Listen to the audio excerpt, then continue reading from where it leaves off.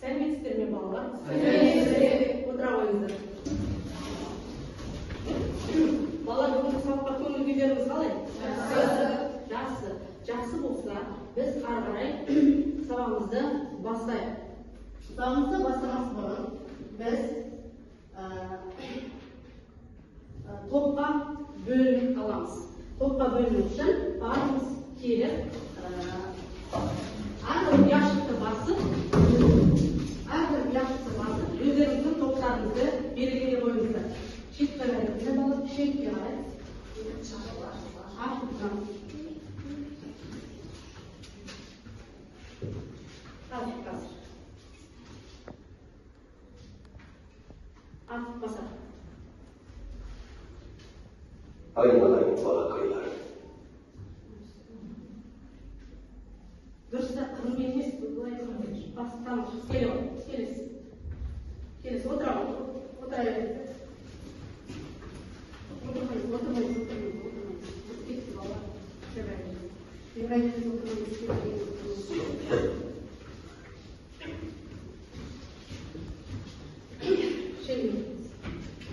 Ал жақсы балалар, барлығымыз топқа бөлініп алдық.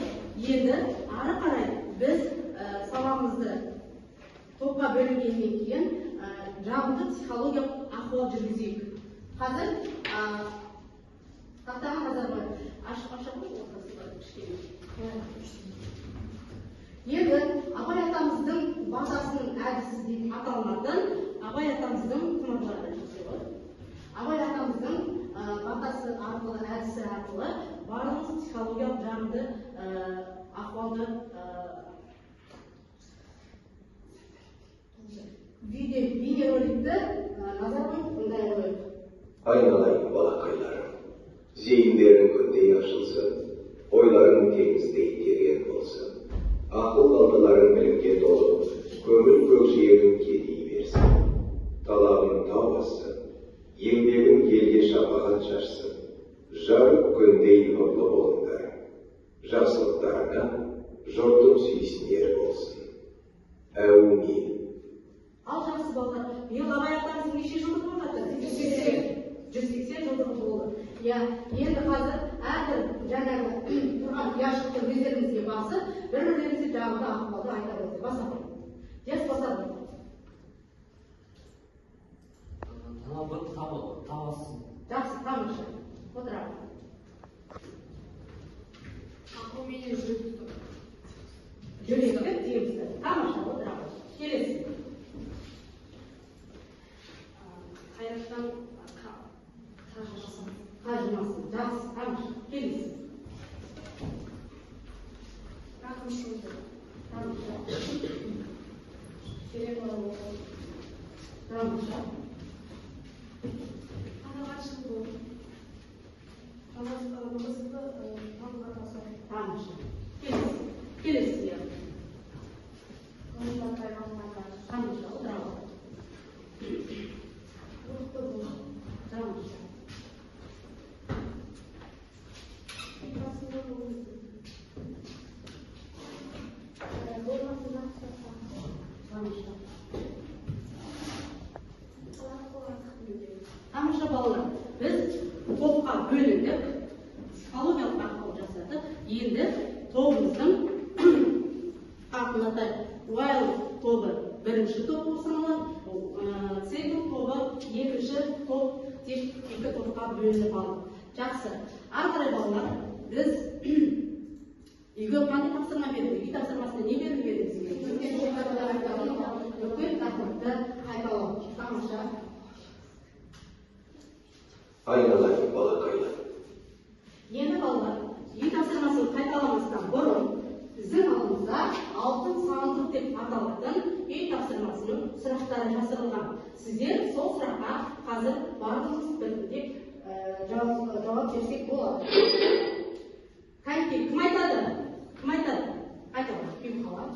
Excel бағдарламасының негізгі файлы .excel sx немесе .xl деп атауға болады.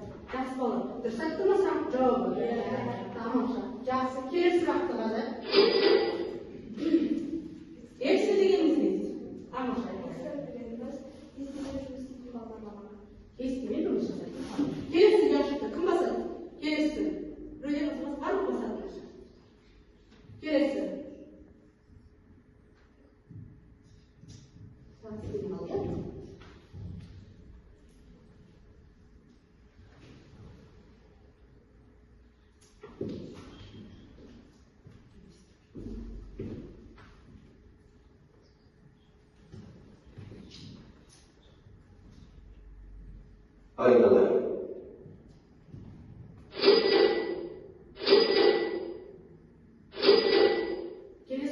Диаграмма дегенімізде балалар. Сайда. Диаграмма дегеніміз деректерді көрнекті түрде көрсету үшін қолданылатын графикалық құрал. Тамаша. Сұраққа толық жауап берді ма? Жақсы, тамаша отырамыз. Келесі сұрақ. Кім оқиды? Маған айтады. Дегеніміз ол деректерді сүзуге және сайт деректерді ары көрсетуге керек. Тамаша.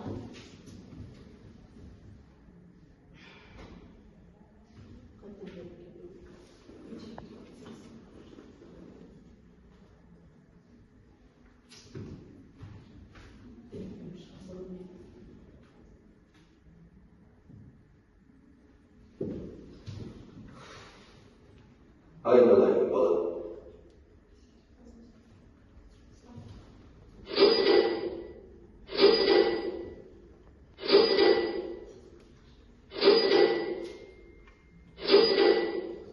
Келесі сұраққа қарайық. Кім сұраққа жауап берді? Айтамын. Сұрақты оқуға бірінші. Excel бағдарламасын формула қалай енгізіледі? Аха. Формула теңдетуден басталады. Мысалы, тең А1 қосылған Б1. Тамаша. Сұрақ жауабы болады? Айтамын. Жұмыстың парағы дегенімізде жолдар мен бағандардың тұратын электрондық кесте. Сұрақ жауабы дұрыс па екен балалар? Тамаша. Жақсы балалар. Бүгінгі біздің өтетін тақырыбымыз не?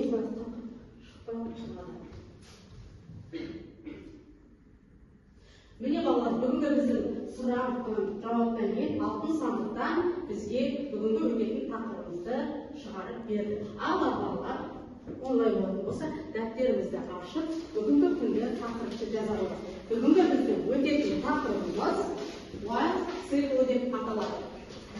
Бәріміз дәптерімізді ашып, бүгінгі күнгі тақырыпты жаза қойыңыздар.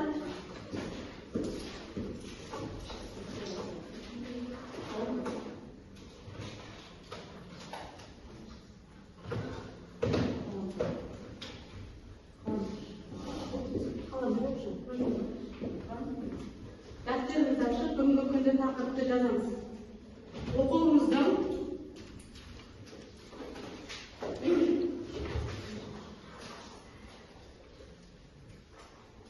оқу кітабымыздың 120-шы беті.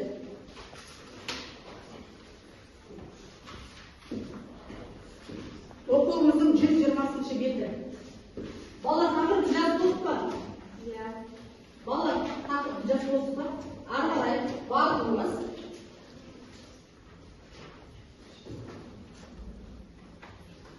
ал балалар бүгінгі тақырыпты ары қарай жалғастыру үшін while циклының ары қарай өтетін тақырыбымыздың бейне бөлігін барлығымыз бейне баянға назар қойып тыңдай қойыңыздар. Бүгінгі жаңа сабақтың тақырыбы while циклы. Сабақ мақсаты while циклы. Сабақтың тақырыбы while циклы. Сабақ мақсаты while циклы операторын пайдалану.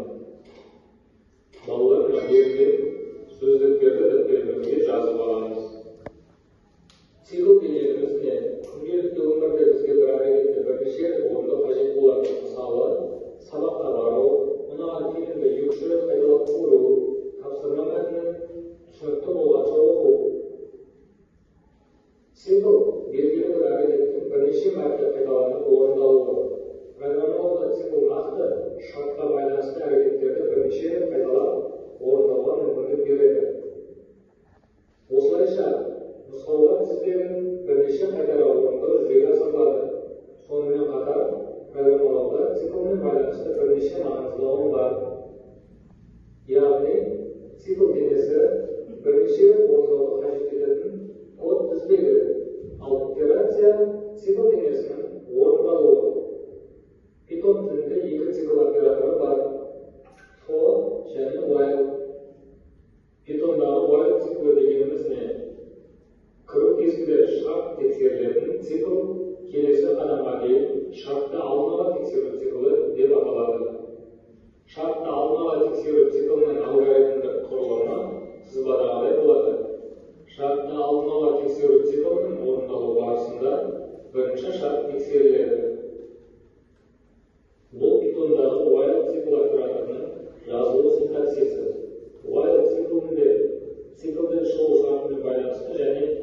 цикл ішінде өзгеретін айнымалы болуы тиіс.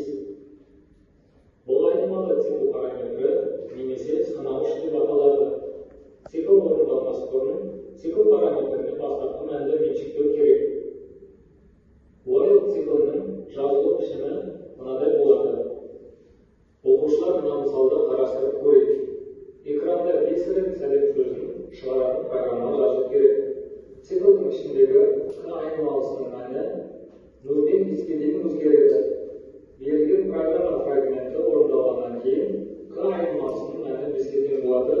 Өйткені к тең 5 болғанда к кіші 5-тің шарты орындалуын тоқтатады. Олай болса, Python бағдарламалар ортасында жазып көреміз. Ең алдымен Python бағдарламасын ашып аламыз. Бұл бізде shell беті, енді жаңа кодты жазу үшін барлық жаңа бет. Ашып алғаннан кейін кодымызды жазып бастаймыз.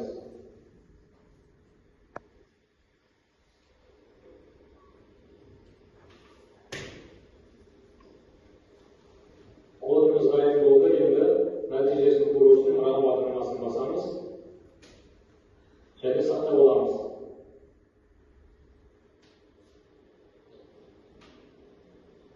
Мінекей бізде сәлем сөзі экранда 5 рет пайда болды. Сонымен қатар берілген циклды басқаша құрауға да болады. Санауышқа бірден қажетті итерация санын жазып, циклдің әрбір итерациясы орындалғаннан кейін санауыш мәнін 1-ге кемітуге болады. Бұл жағдайда цикл санауыш мәні 0-ге тең болғанда аяқталады.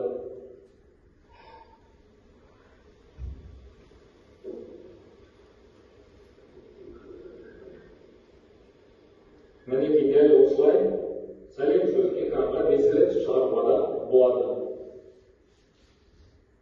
Оқушылар енді екінші мысалды қарастырып өтеміз. 1 қосылған 2, қосылған 3, қосылған 4, яғни n-ға дейінгі сандардың қосындысын есептеп, программа жазу керек. Және блок сызбасын салайды. Бұл жерде екінші мысалдың блок сызбасы, оны дәптерлеріне жазып алыңдар. Екінші мысалдың кодын Python'да жазып, нәтижесін алып көрейік.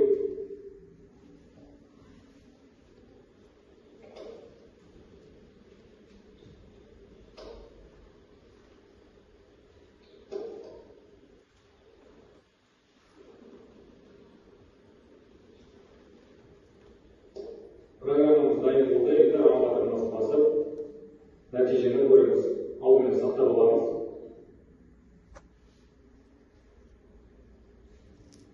Міне, яғни 1-ден 10-ға дейінгі сандардың қосындысы 55. Дәл осылай өздеріңді жасап, практикалық жұмыстың нәтижесін көріңдер.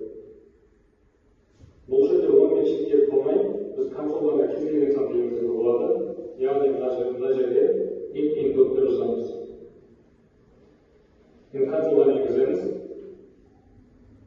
Мысалы, бізде 100-ге дейінгі аралықта сандардың қосындысы керек. Нәтижесі міне осылай шықты. Дәл осылай практикалық жұмысты жасап, кодты жазып, нәтижесін алып көріңдер балалар. Келесі тапсырманы орындап көрейік. Берілген программа фрагментіндегі цикл денесі қанша рет орындалатынын анықтаңдар. Яғни біз анықтау үшін әуелі кодты жазып тексеріп алуымыз керек. Олай болса, бастаймыз.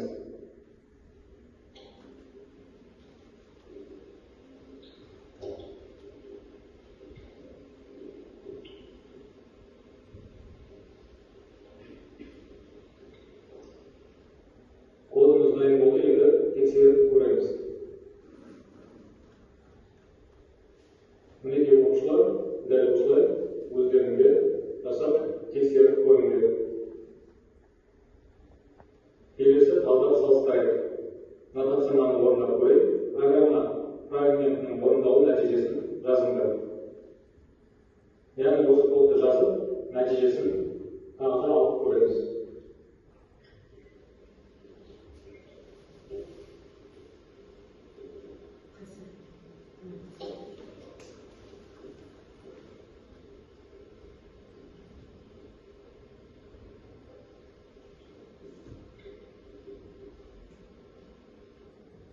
бағдарламамызды жазып болды, енді ырам бағдарламасын басып тексеріп көреміз. Міне оқушылар бірнеше практикалық жұмыс жасап көрді. Енді осыны қайталап, өздерің жасап, нәтижесін алып, жасап көріңдер. Оқушылар осымен бүгінгі сабағымыз аяқталды. Сау болыңыз. Олар біз жаңағы while циклының немесін бейінге жазбасын тыңдап көрдік.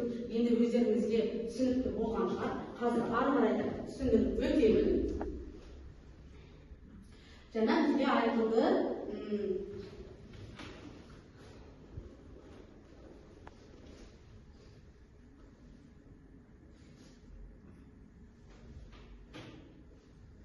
жаңағы бізге айтылғандай while циклы, цикл дегеніміз не екен? Цикл дегеніміз күнделікті бізде өмірде бір әрекетті не істеу керек? Бірнешеде орындау қажеттілігі болатынын айтады екен. Ол өздеріңіздің неменелеріңізді айтуыңызға болады? Сабаққа күнделікті барлығын айтуыңызға болады. Сосын кейін не істейді? Мынаған фильмді қайталап көруін айтуға болады екен. Тапсырманы әртүрлі түсінікті болғанша оқуын айтуымызға болады екен. Бұл бізде цикл дегеніміз. Енді ары қарай цикл деп нені айтады екен? Анықтамасына назар қойыңыздар. Цикл белгілі бір әрекеттің бірнеше мәрте қайталанып орындалуын біз не деп айтады екенбіз? Цикл деп айтады екенбіз. Программалауда циклды нақты шартқа байланысты әрекеттерді бірнеше қайталап орындауға мүмкіндік береді екен. Ары қарай программалауда циклмен байланысты бірнеше маңызды ұғымдар бар. Оның біреуі циклдың денесі және итерациясы деп аталады. Цикл денесі дегеніміз не деп аталса, бірнеше рет орындалуды қажет ететін, ол бізде көп болып саналады екен. Ары қарай итерация дегеніміз не? Ол цикл денесінің орындалуы болып саналады. Енді бізде қараңыздар, for және while деген циклдар бар. Ол Python тілінде екі циклдың операторы болып саналады. For циклын келесі сабақтарда өздеріңізбен өтетін боламыз. While циклын бастап өтіп жатырмыз. Ары қарай while циклы қараңыздар, қалай аталады екен? Мынау бізде циклдің ішінде оператордың орындалуы бастамасы бір цикл шарттың мәнін тексеріледі. Біз жаңағы өздеріңізде көргендей бірінші есептің берілгенін оқығаннан кейін лог схемасын қайтамыз, құрады екенбіз. Енді қараңыздар, шарт ақиқат мәнін қабылдаса, онда цикл өз жұмысын жалғастырады екен. Ал егер өрнектің мәні жалған болса, онда цикл жұмысын істейді екен, аяқтайды екен болып саналады. Енді бұл жаңағы алдымызда өткен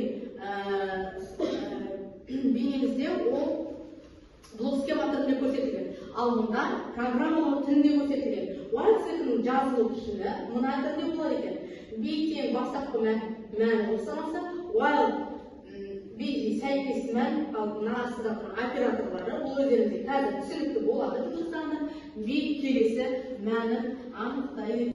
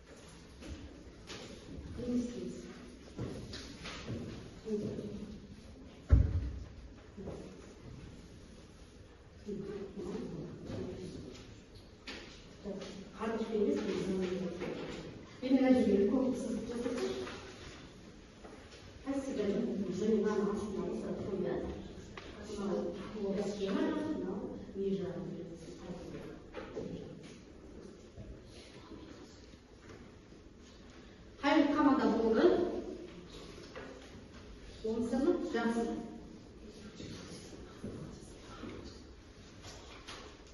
Бірінші топ командасы болды дейді. Бас қол шапалақтап. Браво. Жақсы. Екінші команда болды па?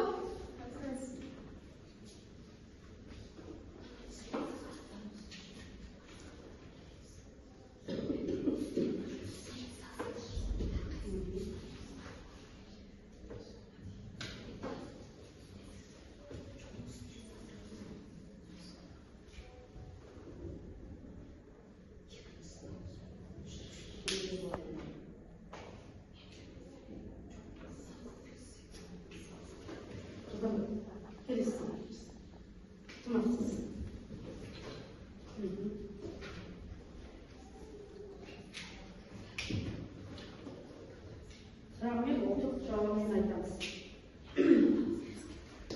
Болды па? Болса, болыңыз.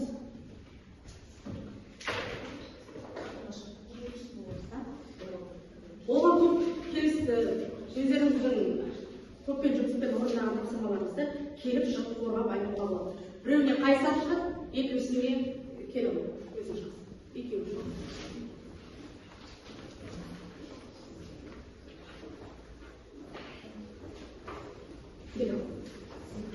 Бірінші сұрағын қойсыздар, одан кейін жауабын айтамыз.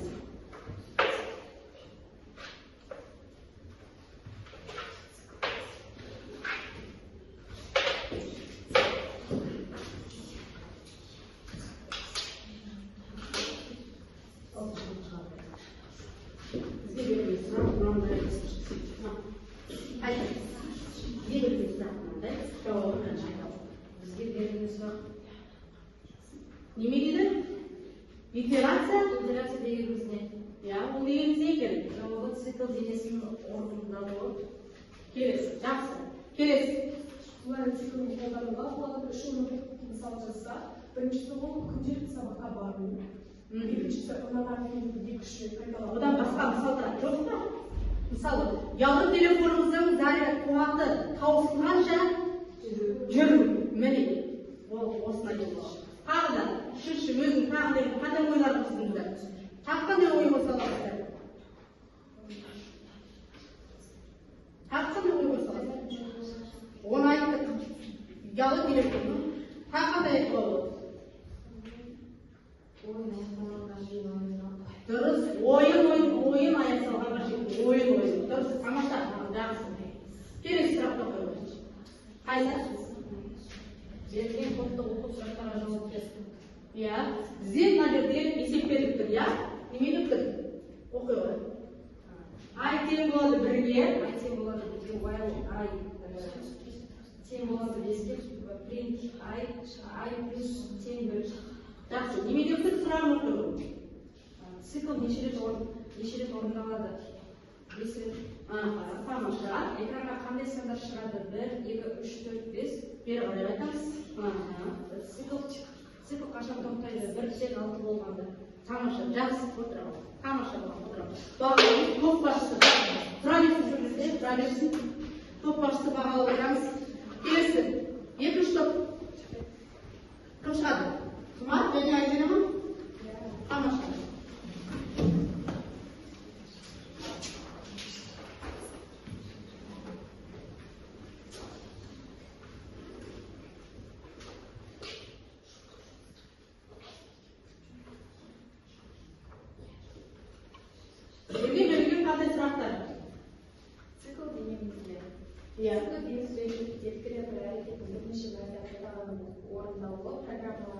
циклы нақты шартқа байланысты әрекеттерді бірнеше қайталап орындауға мүмкіндік береді.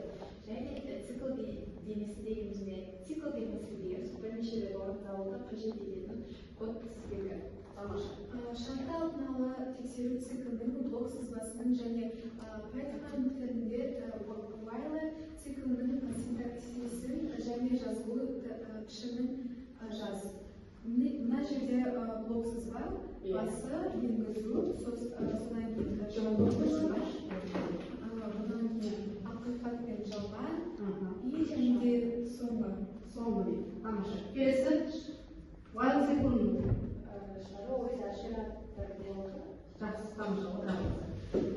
жақсы, топ басшылары өздеріміздің оқушыларымыздың бағалап отырады. Енді балалар, ары қарай сабағымызды жалғастырайық. Барлығымыз шаршап қалған болса, орнымыздан тұрып, серуетін сәтін байқалып жүрсек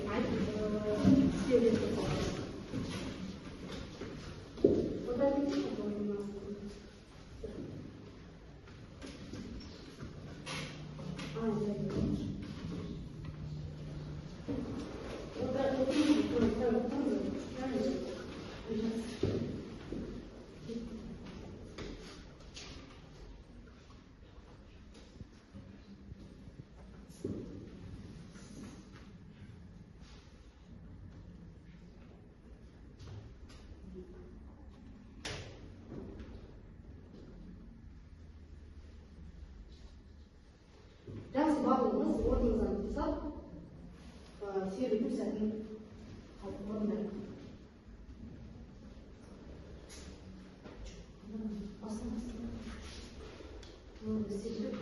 Бағанағы шыққан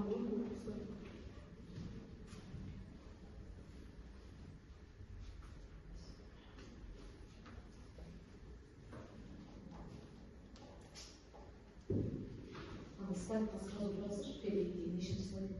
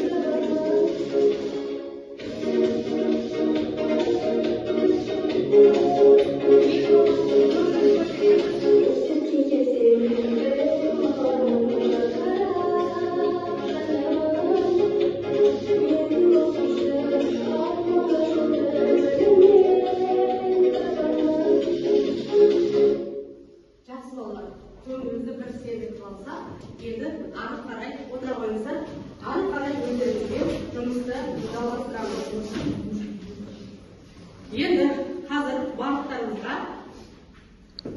тапсырма беріледі. Жүктік жұмыс беріледі. Алдымызға жүктігімізбен жұмыс жасаймыз. Екеуіңізге қазір arkadaşlarımızға тапсырма кімдікі бала береді. Біреуінікі блок схемамен, біреуінікі немен беріледі. Компьютерде орындау Python программалау тілімен беріледі. Қазір қайсымызға қалай түседі? Мысалдарды орындап көрейік.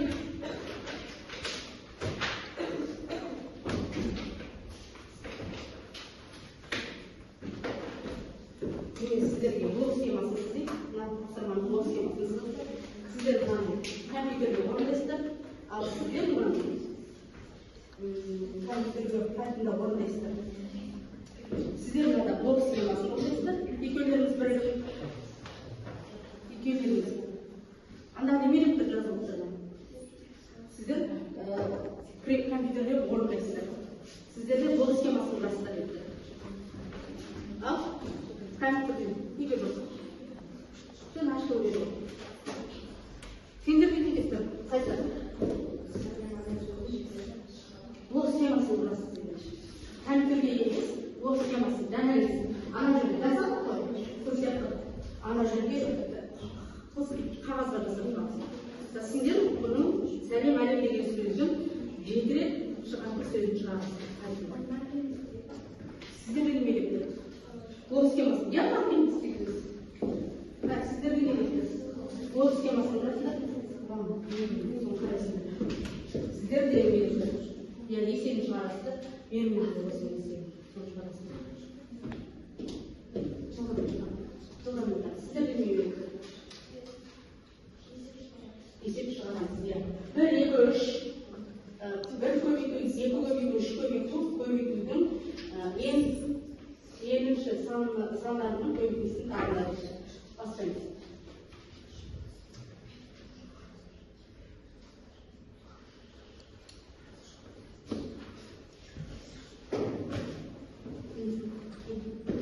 Балалар жылдан татамыз, орындаймыз бастаманы.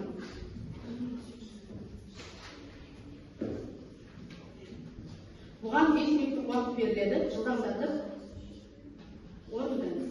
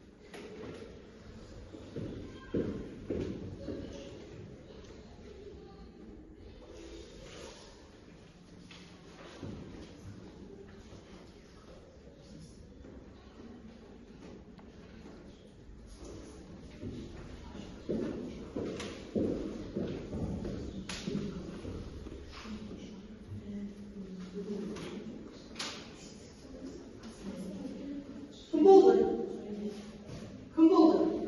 Olunuzda mı? Onda mı? Kimde bu?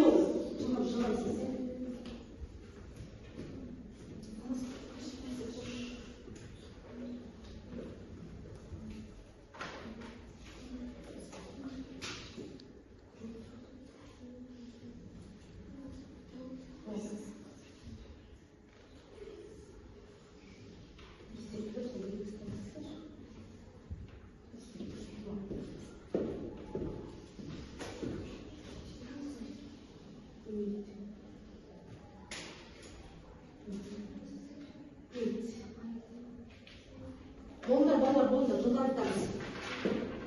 Қайсар болыңдар ма? Тамаша. Сәлем әлем сөзінің қайсар мен кім болды? Нұрислам, қолдарды жапақпын айтамын. Сәлем әлем деген сөздің 7 рет шығарамыз, 7 рет блок схемасын құрамыз дегенге өздерінің блок схемаларын құрып орындады. Тамаша. Топ басшысы бағалаймыз. Бұған бестік деген балды қоямыз. Үлкен бұл жерде есептік шығарылды. Бұндарға тағым болды. Сендер болдыңдар ма? Тамаша. Келесі. Кім болды?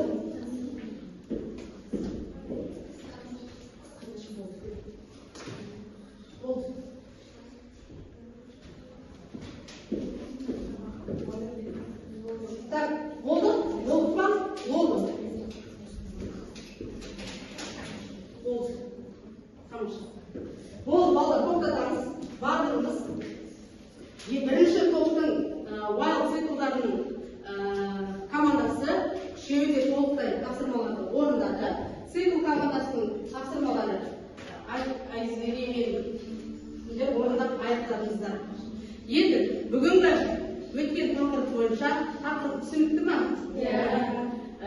Сонымен wild циклы дегеніміз не болды сонымен? Цикл дегеніміз не болды сонымен балалар?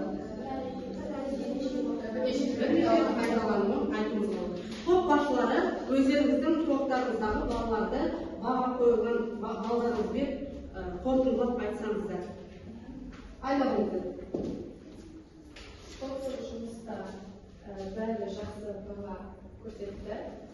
Жұптық жұмыста барлығы белсенді қатысты, және жеке жұмыста барлығы дұрыс жауап берді. Қандай бағамен бағалайсыз? 10. Жақсы. Келесі, екінші айтамын. Бүгін балалар өте жақсы сабаққа қатысты, және де топпен жұмыста бәрі жақсы жақтарын көрсетті. Жақсы отырамын. Енді барлығымыз бүгінгі сабаққа рефлексия жасап жүрейік. Түсінгенім, түсінбегенім деген сияқты мына жердегі тұрған рефлексияға келіп басып өздеріңіздің сабаққа келдіріңіздер. Бәрімізді. Басарыңыздар, иә. Түсіндім десеңіздер, түсінгенді басасыздар, түсінбедім десеңіздер, бөлініп кеттіңіздер, шығармалай кішкене жауап.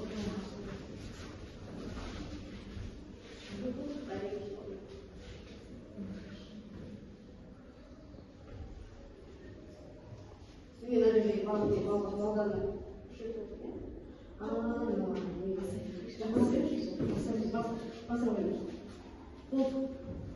жылдан орынды отырайық. Бастап.